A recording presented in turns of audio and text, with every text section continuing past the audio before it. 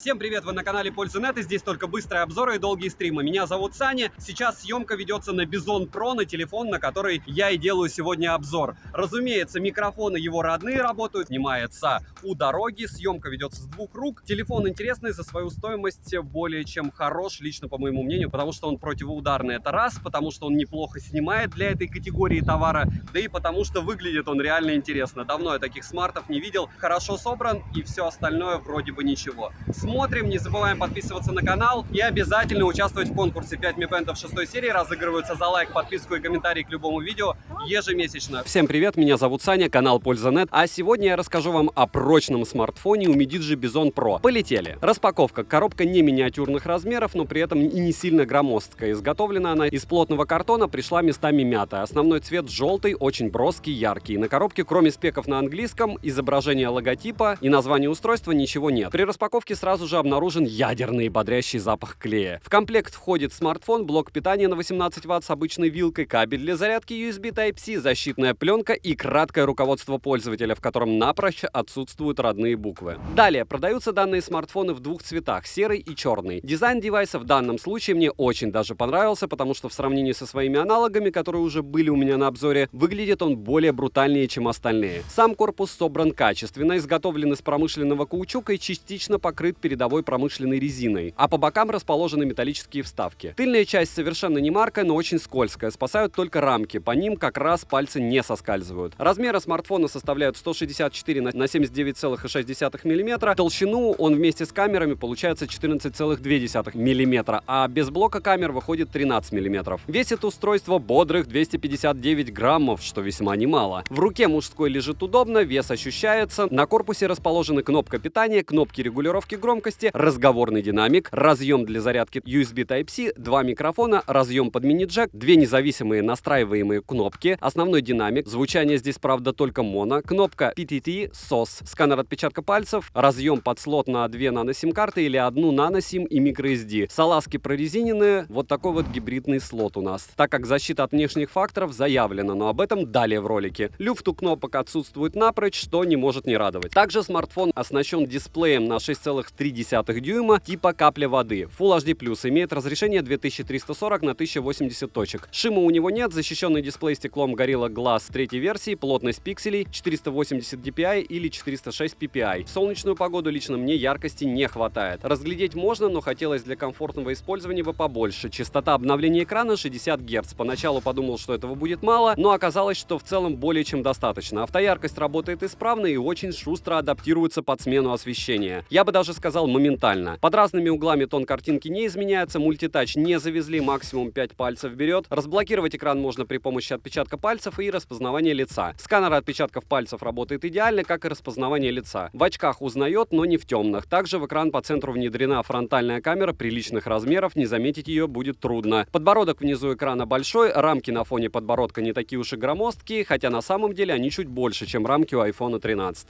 Летим дальше. Процессор на борту MediaTek Helio G80 с техпроцессом 12 нанометров и 8 ядрами. Максимальная частота у него составляет 2 ГГц. Графический процессор ARM Mali G52MC2. Интерфейс Android 11, русский язык имеется, так как это глобальная версия. Оперативная память не из быстрых, LPDDR4X и доступна на выбор 4,8 гектара. Внутренняя память, к сожалению, eMMC 5.1, и здесь выбора нет, только 128 гигабайт. Расширить ее можно SD-картой, как я уже говорил, но только до 256 гигабайт. Wi-Fi стандартной версии поддерживает максимум 4G, бенды 7 и 20 на борту. FM-радио также завезли. Результаты теста на Wi-Fi вы видите на экране. Сеть мобильную ловит отлично, разговаривать комфортно. Вибротопорная и не настраиваемая. Bluetooth с древней версии 4.2, NFC поддерживается, Google Pay встает без проблем. GPS-тест на холодную показывает точность до 1 метра в городских условиях. Емкость аккумулятора 5000 мАч, PCMark выдал 8 часов 30 минут и осталось 20%. И тест я провожу при 60 Гц на максимальной яркости. Заряжается с 0 до 40% от родного адаптера питания за 30 минут, а полный цикл зарядки занимает 2 часа. За час игры в Genshin Genshin Impact улетает 18% при средних настройках графики на максимальной яркости. Беспроводной зарядки нет, тротлинг-тест проходит с хорошими результатами, 122 гипса минимально, максимум 145 гипсов и в среднем 137 гипсов на 20 головках при 15 минутах. Да, и это тоже неплохо, все-таки телефон не мощный вообще. В H-марке в сингл-коре выдает 346, в мультикоре 1292. 3D Mark показал же Wildlife 687, Wildlife Extreme 173, Wildlife Stress Test 689, Wildlife Extreme Stress Test 176. Slingshot Extreme и Slingshot не прошел, хотя и так видно, что результаты далеко не лучшие. Antutu выдал результаты в 222 тысячи попугаев, Storage тест показал 10 тысяч, и это да, наша печальная внутренняя память, она очень медленная. Тест на искусственный интеллект прошел с результатом 65 тысяч, стресс-тест показал, что иногда смартфон может быть нестабильным. Фризы в играх есть и при средних настройках графики, температура же поднимается до 40 градусов, максимум за 30 минут игры. В играх яркость не понижает, играть комфортно, но не тяжелые игры и не на высоких настройках лучше выбирать минимальные. Также нагревается смарт не только в играх, но и когда просто заряжается. Хоть и не сильно, но греется. Официальная защита от внешних факторов IP68, IP69K, MIL STD 810G FCC. Я не мог не проверить его на прочность, для начала искупал в воде и с ним ничего не случилось. В разъем, где находится слот, вода не попала. Съемка под водой ведется без проблем, никаких оповещений при погружении в воду я не получил и никаких проблем с зарядкой не возникло. Данные телефоны не предназначены для того, чтобы испытывать их ударами молотка или падением с большой высоты. Переходим к камерам. Основной блок камер с тыльной части состоит аж из 3 камер, датчик измерения температуры человека и одной LED-вспышки. Выпирает не сильно, я бы даже сказал минимально. Основная камера здесь на 48 мегапикселей, ширик на 16 мегапикселей с углом 117 градусов и последняя макро на 5 мегапикселей с фокусным расстоянием в 2,5 см. Запись видео доступна в максимальном разрешении 1080p 30 fps, есть ночная съемка и Pro режим. Максимальный размер фото 48 мегапикселей, 8000 на 6000 точек. Соотношение 4 к 3. Фронталка здесь от Sony на 24 мегапикселя. Максимальное разрешение для съемки 1080p 30 fps. Работает адекватно, без роллинг-шаттера. Короткие примеры вы сейчас увидите.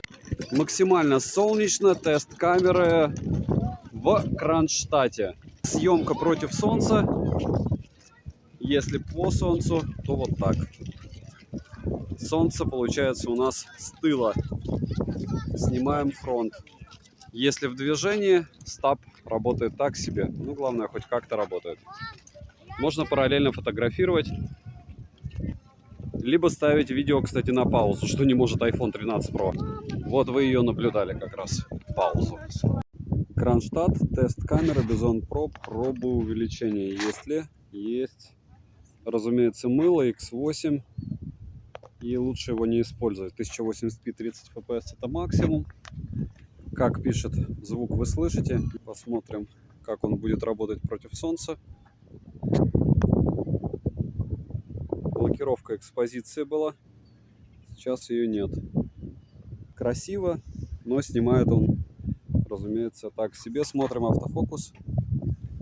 Против солнца автофокус работать практически отказывается, но все равно пытается. Пытается что-то. Нет, против солнца он не хочет работать, только если солнце позади. Если солнце позади, с тыла, то автофокус работает, но медленно. Кронштадт 1080p 30 fps и довольно неплохой вид, я бы сказал. Да. Такой собор. Пример съемки Bison Pro в помещении. Слышите, как микрофоны работают, все двери открыты, лампа светит мне сбоку в лицо. И, в принципе, что очень странно, для аппарата второго или третьего эшелона он довольно неплохо снимает. Плюс он еще и противоударный. И удивление от этого аппарата, от его сборки, от качества съемки, от того, что он минимально лагает, конечно же лагает. Минимально лагает именно для подобного аппарата у меня сейчас хорошие. То есть он снимает видео, он записывает видео, в отличие от девайса, который я тестировал прошлое. Он с фронталки просто видео не оставлял себе в памяти и все. EdgeM, привет вам. Неплохой такой смарт. Это основная, кстати, камера 1080p 30 fps. Это максимум, вряд ли что-то будет больше. Bison Pro, тест основной камеры. Вы видите Садовую и Сенную площадь. В чем особенность? 1080p 30 fps. Неплохо снимает, неплохо пишет звук.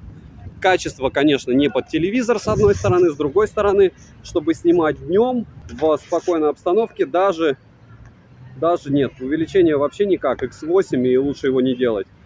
В целом, плавно, если вести и стараться, что-нибудь у вас может даже получиться неплохое при съемке с данного аппарата. Bison Pro, ночь, 1080p, 30 fps. И вот так снимает камера при не лучшем освещении. Оно искусственное, не совсем мрачное. В совсем мрачном месте обязательно тоже поснимаю. Но в целом что-то как-то снимает. Если стоя снимать, то даже что-то где-то видно. Правда, фокус сходит просто с ума. Bison Pro, основная камера, Мурина. И даже стоя мыло, смысла идти и снимать что-то нет. Потому что будут одни сплошные пятна. Фронталка против солнца, как вы видите, вообще не отрабатывает. По солнцу вот так. Санкт-Петербург, переулок Гривцова, съемка на фронтальную камеру, максимум 1080p 30 fps. И логично, что это у нас Bison Pro. В чем его особенность по камере? В том, что он удивительно не мракобесный. Во всяком случае, это пока, но я надеюсь, что так примерно и останется. Потому что понятно, что с небом печаль полная, понятно, что детализация так себе, цвет кожи то же самое. Но опять же, вы должны помнить, что большинство телефонов противоударных вообще никак практически снимать не могут. То есть там пиксель на пикселе, стаба нет, что-то там не записывается. И в целом то, что может данный девайс, пусть вот, допустим, с двух рук, если я снимаю, я даже роллинг-шаттера не вижу. Вы заметите, что есть смарты, там, не знаю, по 20-30 тысяч рублей с роллинг-шаттером, а здесь у нас девайс, пусть и с никакой стабилизацией на фронталке, но может хоть как-то снимать. Ночь, тест фронтальной камеры противоударного телефона Bison Pro, при том, что фронталка, даже учитывая, что освещение не фонтан, работает не максимально отвратно, что радует. Не знаю, как работают микрофоны, допустим, если двумя руками держать, даже есть подобие стаба, которого здесь, разумеется, нет, но он типа цифровой. Не знаю, не худшая фронталка, что я видел, даже лучше, чем Mi Mix 4, хотя он не про фронталку. Фронтальная камера, Bison Pro, и это Мурина. Сами видите, что ночью снимать чуть-чуть бесполезно, но общаться по видеосвязи, наверное, можно, сжав зубы. В целом, если стоять и снимать, то она даже что-то может, но в движении не может вообще ничего, что неудивительно. Минусы. Не все разъемы защищены. Некоторые тесты прошел с результатами не фонтан, но к этому придираться глупо, так как изначально не позиционируется он как флагман. Звучание здесь моно, нет беспроводной зарядки, и в целом зарядка занимает долгие 2 часа. Bluetooth абсолютно древней версии. Покупал я его за $190. Есть ли промокоды, посмотрите в моем телеграм-канале, также по ссылке в прикрепленном комментарии. Вдруг на момент вашего просмотра появятся скидки, я туда обязательно скину промики. Резюмирую, телефон хорош для экстремального вида отдыха, но и с помощью камеры, которая максимально снимает в 1080p 30 fps, качество на выходе можно получить хорошее. Устройство своих денег стоит, я однозначно советую вот именно его рассматривать любителям-рыболовам или тем, кто работает на стройке, потому что более потребного девайса я пока еще не видел из защищенных телефонов. Можно долго петь дифирамбы, либо наоборот что-то хейтить, но вот это реально девайс, который своих денег на данный момент стоит, если он не умрет. Не забываем подписываться на канал, не забываем участвовать в конкурсах, в том числе 5 Mi Band 6 серии. Напоминаю, за лайк, подписку и комментарий к любому видео уходит раз в месяц 5 счастливчикам. Девайс сюда, добра и удачи вам, дорогие друзья!